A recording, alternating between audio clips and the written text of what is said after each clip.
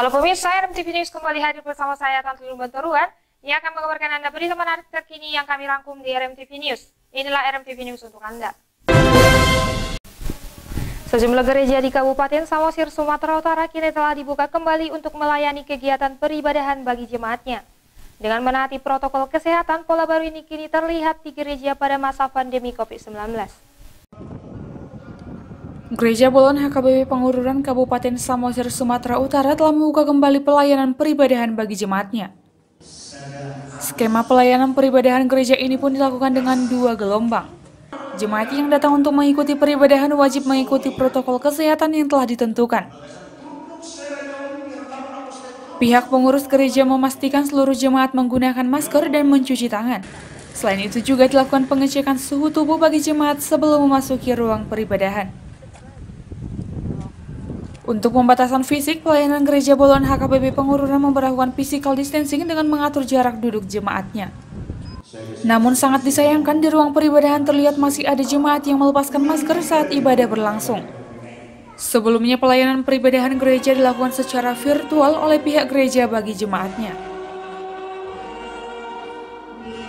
Jelang memasuki era normal baru pada masa pandemi COVID-19, pemerintah daerah Kabupaten Samosir pada sosialisasinya mendorong pelayanan gereja untuk menjalankan protokol kesehatan. Ricardo Hutajulu selaku jemaat gereja mengaku meskipun telah memenuhi protokol kesehatan, pelaksanaan pelayanan ibadah di minggu berikutnya memerlukan pembenahan.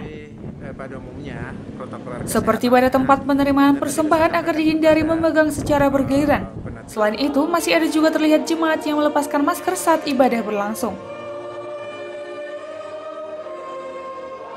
Memenuhi pada umumnya protokol kesehatannya, hanya tadi sudah saya sampaikan kepada penatua, hanya itu semuanya durung-durung itu protokol kesehatannya. Kalau di protokol kesehatan itu nggak boleh ganti-ganti memegang, gitu.